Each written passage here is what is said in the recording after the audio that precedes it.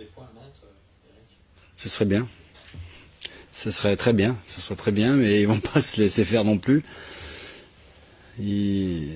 Quand je vois leur match contre Nîmes, c'était assez particulier où ils ont fait une première mi-temps très très bien. Ils mènent 2-0 et puis moi j'ai pas vu enfin je l'ai vu la deuxième mi-temps après, mais je l'ai pas vu sur le coup. Je pouvais pas la voir et changement. Bon, c'est des choses qui arrivent. Bon, nous on vit ça aussi, on vit ça.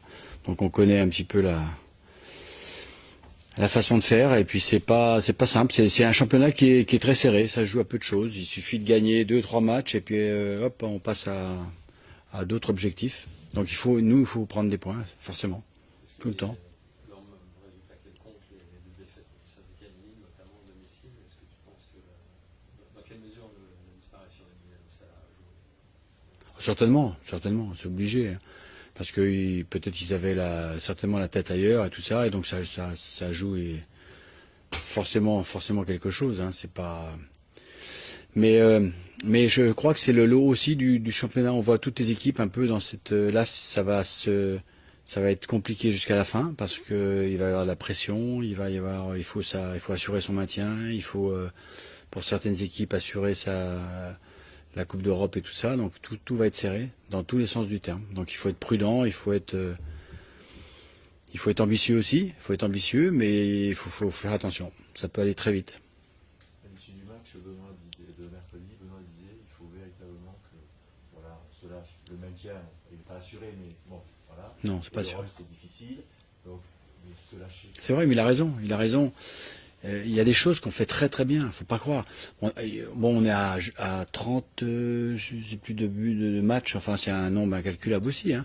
Il y a ça qui rentre en ligne de compte, mais la première partie de championnat jusqu'en décembre a été bien, plutôt bien, très bien, les qualifications en Coupe d'Europe et tout ça. Bon après, malheureusement il y a eu cette non-poursuite en Coupe d'Europe, mais tout ça, ça fait du bien à tout le monde parce que ça permet aux jeunes de progresser. Ils ont vu ce que c'était, on a perdu des points. On en a perdu, hein, attention. Hein, mais ça leur a permis d'évoluer après à un autre niveau, donc ça c'est bien. Et puis là, on a une deuxième partie où c'est complètement différent. Et on a des passages dans le match où on est très très bien. Il y a des très belles choses de fait, il ne faut pas tout critiquer non plus. Il y a des choses moins bien. Et c'est sur ces choses moins bien qu'il faut vraiment insister, sur des petits détails. C'est des détails parce que c'est une question de confiance, c'est une question d'avoir confiance dans son jeu, d'avoir confiance dans sa technique. Et puis ça, on passera ça. Quoi, je dirais. Mais il faut enchaîner sur une série. Il parlait aussi d'essayer de retrouver, on avait un peu évoqué l'autre jour, l'insouciance qu'il y avait en début. Oui, j'ai lu ça, un petit peu de folie, tout ça. Mais ça se fait pas comme ça. Ça se fait pas. Tout n'arrive pas en même temps. Il faut procéder par ordre. Il y a des choses à faire. Faut déjà bien défendre. Quand on va à l'extérieur, faut déjà bien défendre. Faut être très très sérieux. Et puis on voit, si je prends un exemple, on voit un peu l'Atlético de Madrid, comment il joue. C'est des exemples, ça, curieux, parce que ça va des fois à l'encontre de ce qu'on recherche, des fois, enfin, avec certaines équipes où ça joue énormément, c'est que de la technique. Là, on s'aperçoit que dans le haut niveau, le physique prend une part très importante, très très importante, très importante. Donc on peut pas se permettre de jouer avec 8 qui défendent, 2 qui regardent, et des choses. Ça, c'est impossible. Et en championnat de France, ça devient très très compliqué pour les équipes qui pratiquent ce genre de football. C'est pas évident. On va retrouver Samuel Kalou, c'est un atout supplémentaire. Ah oui, ça va apporter un petit peu de puissance, parce qu'il est puissant. Samuel, il joue arrière droit dans sa sélection. Hein. Il joue à 3 derrière avec lui, il occupe le flanc droit. Donc c'est marrant parce que c'est quelqu'un. Là ce matin on en discutait parce qu'il faut aussi c'est pareil, le jeu change quand on change de club, le jeu indirectement change. Donc il faut retrouver les qualités aussi qu'il avait quand il est arrivé avec beaucoup de puissance, beaucoup d'accélération, beaucoup de choses comme ça. Ça c'était bien. Il faut qu'on retrouve ça. Pour François, c'est pareil, c'est la même chose. Là, il est parti il a fait une bonne première mi-temps.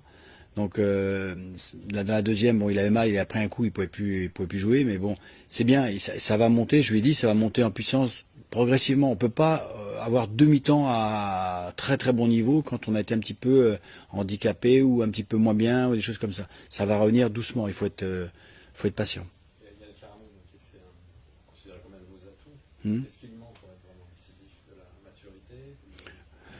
Oui, parce que les efforts, il peut le faire. Il peut le faire. Il est très très fort. Il peut le faire. Mais il faut qu'il soit persuadé. Pour l'instant, c'est une question d'équilibre. Dans son jeu, il privilégie un tout petit peu la technique, la vitesse, tout ça. Il n'y a pas que ça. Dans les joueurs attaquants comme ça, il n'y a pas que ça. Il faut faire ça, mais il faut aussi, quand on n'a pas le ballon, participer à la récupération du ballon. Ça, c'est indispensable. Il faut que tout le monde fasse ça. Et le haut niveau, ça passe par là. Si on ne fait pas ça, on n'a aucune chance d'atteindre le haut niveau. On n'a aucune chance. Donc là, vous retrouvez vos trois quarts. Est-ce que ça va vous redonner des atouts? J'espère. Bon, après, maintenant, il faut savoir si tous les joueurs vont jouer. Et on va voir. C'est pas. Il y a des gens qui se sont bien comportés aussi en leur absence. Hein. Il y a un groupe qui est très intéressant. Il y a les jeunes aussi qui montent le bout de leur nez, et puis mais qui peuvent pas toujours non plus s'intégrer comme ça 100% d'un seul coup. Il faut les aider, il faut les accompagner, il faut qu'il y ait des joueurs qui les accompagnent pour que leur évolution soit progressive et homogène. Donc non, il y a des joueurs qui ont montré quelque chose de bien là dans les matchs qu'on a fait là. C'est le cas de Nicolas. Ouais, exactement. Je pensais à lui. Et Nicolas, il se comporte très bien. Très très bien, il n'y a rien à dire. Rien à dire, il est très sérieux, il est appliqué et tout, et il faut que qu'il ait je dirais, un petit peu plus de soutien. Il a besoin de soutien surtout à domicile, il a besoin de soutien du public à domicile, parce que c'est là où, des fois, c'est pas facile. Bon, on est un petit peu, de temps en temps, chahuté, tout ça. Bon, je sais que c'est pas méchant, mais on a besoin de tout ça quand on est à domicile, d'avoir l'appui de notre public, c'est très important. Pour un attaquant, c'est très important. Justement, vous parlez de l'appui du public sur la sortie Caramo-Camano. Il y a eu des sifflets pour les deux. Comment ils l'ont vécu? Comment vous le vivez? Alors, on m'avait posé la question, moi, et puis j'avais... Bon, Yann, je veux dire, bon, quand on est joueur professionnel, ça arrive à tout le monde. On vit tout ça, Après, il faut faire les choses en ordre. C'est-à-dire, bon, si jamais on s'est sifflé, il faut faire c'est jamais agréable. Il faut pas répondre parce qu'il faut respecter le public. C'est le public qui commande là, et qui donne son point de vue, donc c'est pas facile. Mais il faut le respecter, et il faut, quand ça arrive à tout le monde, ça peut arriver à tout le monde, il faut faire les choses par ordre. C'est-à-dire que quand il faut travailler, justement, des fois c'est des questions comme ça, c'est des fois des mauvais replacements, c'est des choses que l'on rate, ça arrive. Ça, malheureusement, ça arrive. Bon, il faut pas se désunir par rapport à ça, il faut être costaud. En règle générale, les joueurs se débrouillent pas trop mal dans ce sens-là. Mais il faut pas avoir de gestes, des choses comme ça, c'est tout. Donc c'est ce qu'on leur dit. Mais c'est pas le cas de ces joueurs-là du tout. Vous ne les sentez pas touchés par ça? Non, pas du tout. Non, ils sont habitués. C'est le métier qui veut ça. Les joueurs, les spectateurs manifestent des fois leur mécontentement. Ça arrive. Des fois c'est normal. Hein. Des fois c'est normal. C'est notre métier aussi. Mais il faut pas que ce soit. Faut pas que ça dure non plus très longtemps, parce nous on a besoin de notre public, on le sait, hein, c'est une équipe qui a vraiment besoin du public. Dès que le public est derrière, c'est plus pareil. Il y a une confiance qui s'installe, elle est pas pareille l'équipe. Elle a besoin, elle est jeune. Il y a des joueurs plus confirmés, mais l'équipe est jeune. On voit des jeunes qui maintenant, bon, c'est le cas de Thomas, qui sur le deuxième match, il a été très très bien. Nous on regarde ce qu'il est capable de faire en 3 jours, et en 3 jours, il a prouvé des choses bien. Il a gagné du temps. Bon, maintenant, on a 3 matchs dans la semaine. Je sais pas comment ça va se passer, mais il y aura certainement des rotations encore. Vous avez travaillé ce matin des circuits offensifs. Vous sentez le besoin de répéter ça? Oui, c'est des petites choses simples, sans adversaire, sinon des plots. Mais non, il faut travailler ça, des enchaînements. Il faut retrouver des combinaisons, mais que ça se fasse naturellement. Alors c'est au travers du travail que l'on progresse, mais il faut que ce soit fait au départ sans opposition. C'est pareil, c'est quand on veut améliorer des choses, que ce soit offensive, des tirs, des choses. Et si on le fait avec opposition, alors qu'on n'est pas capable déjà sans opposition de les mettre, c'est quand même grave. Donc on le dit hein, avec les éducateurs, les entraîneurs, on en parle. On fait aussi du travail de post-formation. C'est normal, on va se diriger vers ça. dans l'avenir, avec les jeunes joueurs, il y aura des manques dans certains joueurs. On le voit. Alors ça peut être physique, bon ça c'est comme ça peut être technique, ça peut être tactique, donc il y a plein de petites choses à améliorer, toujours à peaufiner. C'est pas pareil avec une équipe professionnelle mature. C'est pas du tout le même genre de travail. Donc voilà.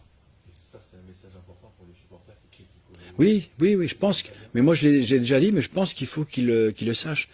C'est pas pareil. Il faut être patient. On voit l'évolution, par exemple, de Jules. C'était énorme. Tout le monde le dit. C'est incroyable. Bon, il y a Z qui arrive là. Il y a Aurélien. C'est pareil. C'est des joueurs en devenir, mais vraiment à très haut niveau. Ils vont être peut-être en sélection là très prochainement.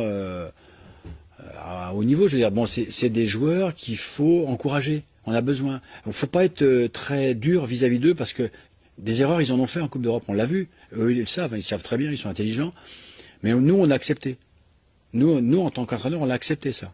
On savait qu'ils allaient faire. Moi, je l'avais dit même avant. On savait qu'on allait faire des erreurs, mais le but, c'est d'évoluer, de progresser. Puis ça s'est joué à pas grand-chose, hein, parce qu'on gagne le dernier match. Ça s'est joué à pas grand-chose. Et tout le monde était finalement pas si mécontent de ça. On était mécontent de ne pas se qualifier, mais de l'épopée un petit peu qu'on a faite, courte peut-être, mais c'était pas mal, quoi. On voit les deux équipes sont qualifiées. Hein. Moi j'avais dit c'est des équipes de Champions League, hein. Niveau de Champions League, on va les voir. Hein. C'est pas mal. Hein. Aujourd'hui, quand on est à la tête d'une équipe de Ligue 1, qui doit avoir des effectifs élevés parce que c'est Bordeaux, mais qu'on doit faire de la transformation, qu'on a des supporters qui sont pas patients. C'est compliqué. C'est compliqué. C'est compliqué. Oui, mais bon, c'est une éducation. Je pense qu'il faut vraiment discuter, parler. Et ce que tu disais là, c'est important, c'est de dire aux supporters. Bah, là, on peut pas être exigeant avec des joueurs de 18 ans, 19 ans. Nous, on l'est dans un entraînement. On l'est en match et tout ça. Mais je veux dire, il faut accepter. C'est pas des joueurs confirmés de 28, 30 ans où là, on est exigeant, on fait pas de cadeaux. Là, c'est pas le cas. Donc tout est différent, tout est un petit peu changé et il faut tenir compte de ça, c'est absolument important et primordial hein, pour l'évolution des joueurs. Vous avez Cornelius, c'est pas là Non, Cornelius, non, lui il est blessé, il s'est fait mal. Il a un petit souci, mais toujours récurrent à l'aine, là, sur l'adducteur et tout ça. Et là, il va passer des examens. Et puis c'est pas encourageant. Pas encourageant. Le reste des troupes. Pardon ? Yann Caramo est passé des examens, ça ? Non, pas moi, je crois. Non, parce qu'il est arrivé après. Ah non, mais ils sont. Je savais pas. Non, mais ils doivent arriver. Ils étaient prévus pour 11h. Non, il y a pas de. Ah, vous avez. C'est pas bien ça. Thierry, c'est pas bien. Ça, c'est pas bien.